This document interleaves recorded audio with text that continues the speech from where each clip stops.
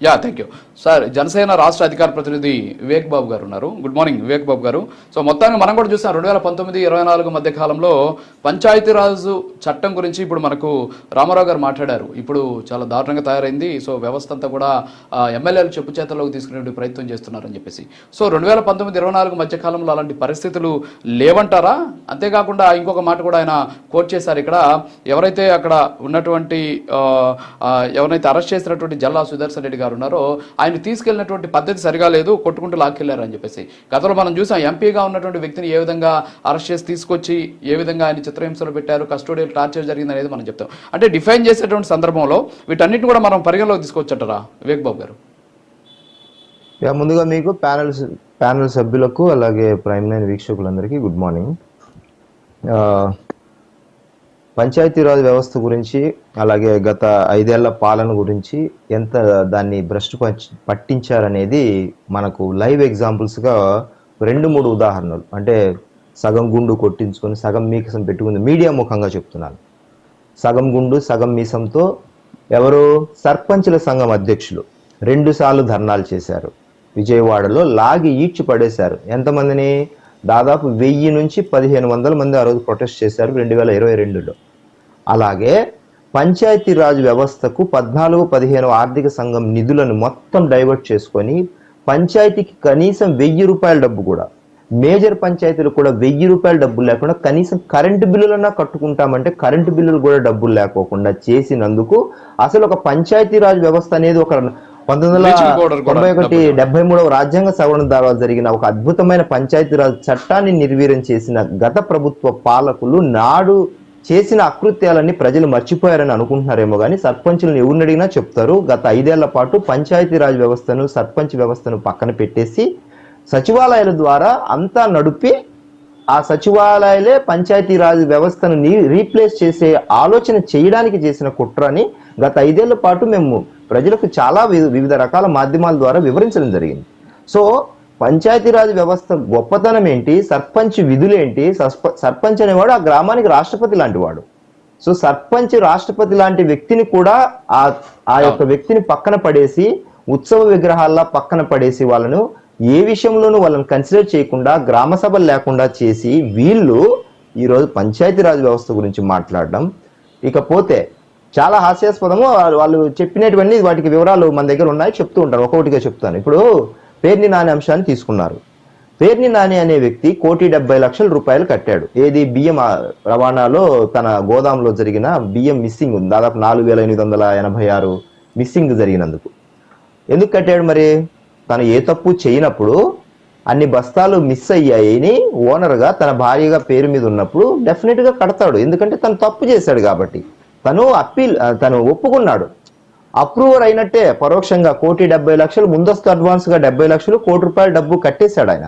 So అతను నేను తప్పు చేశాను, నా గోదాములో నేనే దొంగతనం చేశాను, నేను ఒక దొంగని పరోక్షంగా ఒక వారం కిందట 10 రోజుల కిందట ఒప్పుకున్నాడు. ఇప్పుడు మీడియా ముందుకు వచ్చి ఏదో తాను ఒక పెద్ద నీతిమంతుల్లాగా, తాను నీతిమంతులకు అదే విలువలు విశ్వసనీయతకు వారి పార్టీ అధినేత ఎలాగైతే బ్రాండ్ అంబాసిడరో అలాగే నేను కూడా ఒక బ్రాండ్ అంబాసిడర్ ని బందర్కు అనే కోణాన్ని చెప్పుకోవడానికి ట్రై చేశాడు అంతే. కానీ 5 ఏళ్ల పాటు వాళ్ళు చేసిన అకృత్యాలు, ఈయన వచ్చి మాట్లాడిన మాటలు మర్చిపోతారని ఎలా అనుకున్నాము? ఆ రోజంతా తన ఒరిజినల్ స్వభావాన్ని ఏదైతే పోలీసుల మీద ప్రవర్తించిన, ఏరా ఎవడరా ఇక్కడెవడరా, వాడు పవన్ కళ్యాణ్, వాడు మా బంధువే, ఏరా సన్నాసి, ఇవన్నీ ఎవడు మర్చిపోతారు? ఈరోజు మెత్తగా పూడుబామాల మాట్లాడి వానపామాల మాట్లాడి నేను మంచివాడిని అయిపోయానంటే కుదరదు కదా. సో ఎవరి ఏమేం చేశారు గత 5 ఏళ్ల పాటు అనేది మనకు అన్ని విషయాలు తెలిసిన విషయమే. ఇకపోతే ఈసారి ఈ 6 నెలల పాలన గురించి 2-3 విషయాలు క్లుప్తంగా చెప్తాను. పంచాయతీరాజ్ వ్యక్తిగా ఉన్న మా అధినేత, నా వాయిస్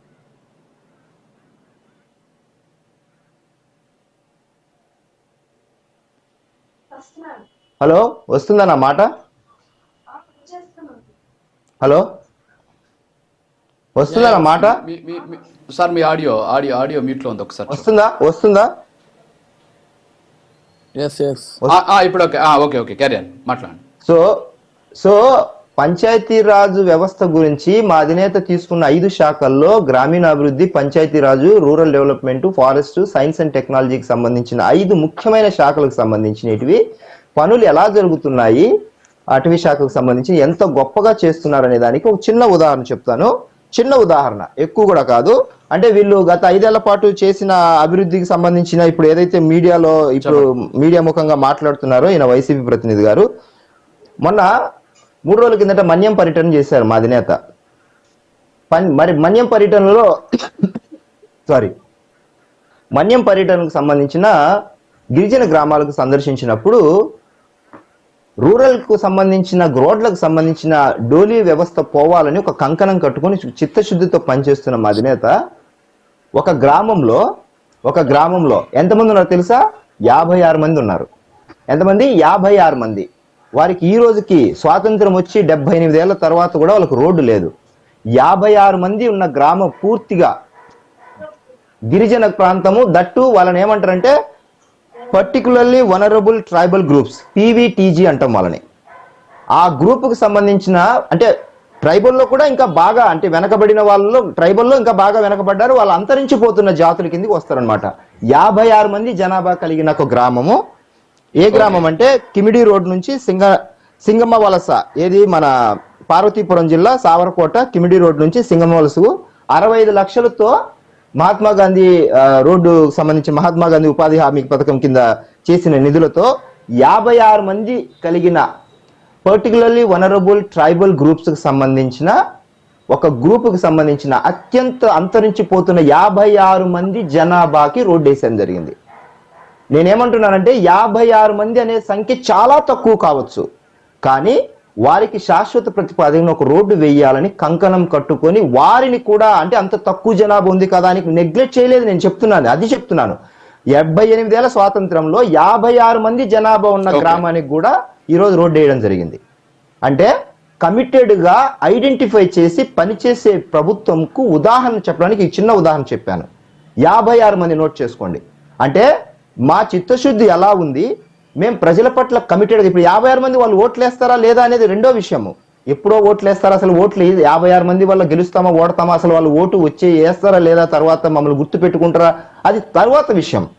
మమ్మల్ని ప్రజలు ఆశీర్వదించినందుకు మేము కమిటెడ్ గా పని చేయాలనే విషయాన్ని గుర్తు చేయడానికి చెప్తున్నాను. వీళ్ళు మాట్లాడుతున్నారు గత 5 ఏళ్ల పాటు ప్యాలెస్లలో పరదాలు కట్టుకొని ప్రజలతో మాట్లాడుకోకుండా కనపడ్డ వాడిని ఎదురు తిరిగిన ప్రతి ఒక్కరిని జైళ్లలో కుక్కి చంపి కాళ్ళు చేతులు ఎరగొట్టిన వీళ్ళు ప్యాలెస్లలో కూర్చొని మాట్లాడి బూతులు మాట్లాడిన వైసీపీ వాళ్ళు ఈ రోజు కూటమి ప్రభుత్వం యొక్క లోటుపాట్ను ఎంచడానికి కనీసం వీళ్ళకి నైతిక అర్హత, అంటే నైతిక అర్హత అనే స్పెల్లింగ్ వేరే విషయం, వీళ్ళకి వస్తుందా లేదా తర్వాత విషయం.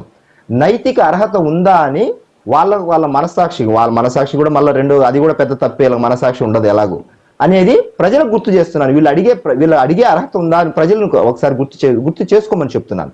అయితే ఇక్కడ గత 5 ఏళ్ల పాలనతో మమ్మల్ని 6 నెలల్లోనే పోల్చి కూటమి యొక్క నైతిక విశ్వాసాన్ని రాత్రింపగళ్ళు కష్టపడుతున్న ప్రతి ఒక్కరూ కింద స్థాయి నుంచి పై స్థాయి వరకు కష్టపడుతున్న విధానాన్ని మమ్మల్ని హేళన చేస్తూ సూపర్ 6లు ఏమైపోయినాయి, అరే మీరు 2019లో మే 30న ప్రమాణ స్వీకారం చేసి జూన్ 17వ తారీఖున మొదటి పథకం పెట్టినారు.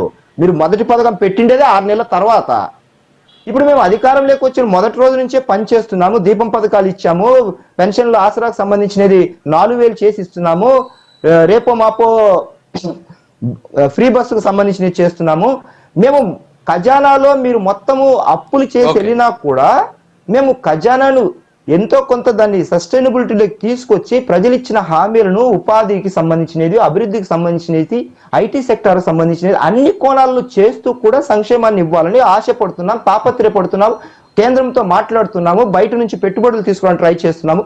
ఇన్ని కోణాల్లో రాష్ట్రాన్ని నిరంతరం ఆలోచిస్తూ ఉంటే 6 నెలలకి వీళ్ళకి రాష్ట్రపతి పాలనలు, నల్ల బ్యాడ్జీలు, నిరసనలు, వీళ్ళకి నిరసన చేసే రైట్ ఉంది అసలు? రోడ్లకు సంబంధించిన కానీ ఇంకొక సంబంధించిన కానీ పిడికడు మట్టేనోళ్ళు వీళ్ళు ఈరోజు దీక్షలు చేయడానికి బయటకు వచ్చి వీళ్ళు గొప్ప ఘనకార్యం చేసేలాగా గత 5 ఏళ్ల పాటు మాట్లాడుతున్నారు.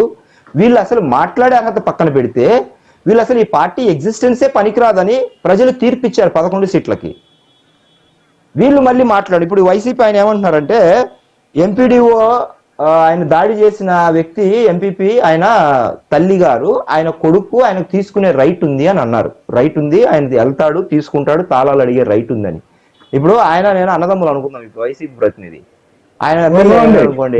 గారు రైట్ ఉందన్నా, నేను ఇక్కడ మీరు పదం మార్చారు.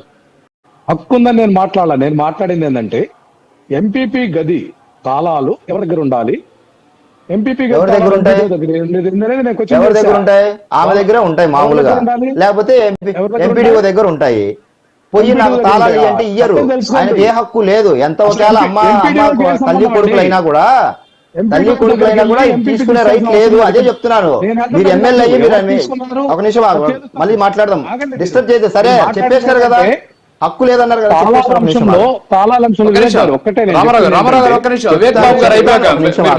రెడ్డి గారు తీసుకున్నారని మీరు అంటున్నారు, అది కాదు ఇక్కడ కావాల్సింది. అసలు ఎంపీపీ ఏంటి, సమయానికి 10 గంటల కల్లా ఖచ్చితంగా తన ఏదైతే అక్కడ ఉన్నటువంటి అటెండర్ చేత తెరిపించాల్సినటువంటి చెప్తాను. ఒక నిమిషం ఆగితే చెప్తాను, అన్ని చెప్తాను. ఒక నిమిషం ఆగితే చెప్తాను. ఆయన ఆపండి, రామారావు గారు ఆగండి ఒకసారి, ఆపండి. వివేక్ గారు మాట్లాడి. రామారావు గారు ఒక్క నిమిషం అది కరెక్ట్ చేద్దాం. ఒక్క నిమిషం వివేక్ గారు మీరు మాట్లాడండి. సో ఇప్పుడు ఒక ఎంపీపీ తల్లి అయినా కొడుకైనా ఎవరైనా సరే వారి యొక్క పవర్స్ అనేటివి ప్రతి ఒక్క అధికారికి కొన్ని పవర్స్ ఉంటాయి.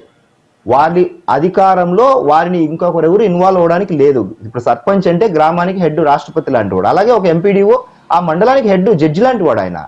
ఆయన పరిమితి, ఆయనకున్న అధికారాలను పోయి నాకు తాళం ఇయ్యకపోతే మా ఎమ్మె కదా నేను తీసుకుంటాను అని అనడానికి, చొక్కా పట్టుకొని లాగడానికి, ఇది కొట్టడానికి రైట్ ఎక్కడిది?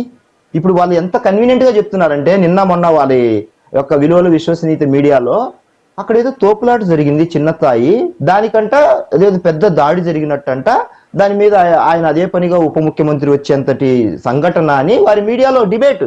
అరే వాళ్ళు 11 సీట్లు వచ్చినా కూడా నిస్సిగ్గుగా అక్కడ తోపులాట జరిగింది, అది చాలా చిన్న విషయం అని వాళ్ళు సమర్థించుకునే ప్రయత్నం చేస్తున్నారు. తోపులాటైనా దాడైనా ఈ అధికారం కూటమి ప్రభుత్వం. వివేక్ బాబు గారు ఒక్క నిమిషం. అజయ్ సజ్జా గారు ఒక్క నిమిషం. అజయ్ సజ్జా గారి దగ్గరికి వెళ్లే ముందు ఒకసారి అసెంబ్లీలో కేసులకు సంబంధించి చంద్రబాబు గారు మాట్లాడారు. ఏంటంటే గతంలో ఏ విధంగా కేసులు పెట్టారు, కుటుంబ సభ్యుల మీద ఎలాంటి కేసులు పెట్టారు, కుటుంబ సపరివారి సమేతంగా ఎలాంటి కేసులు వైసీపీ హయాంలో పెట్టారు అనేది అసెంబ్లీలో చంద్రబాబు గారు మాట్లాడారు. ఒకసారి ఆ వీడియో చూద్దాం. పీసీఆర్ ఆ వీడియో ప్లే చేయండి.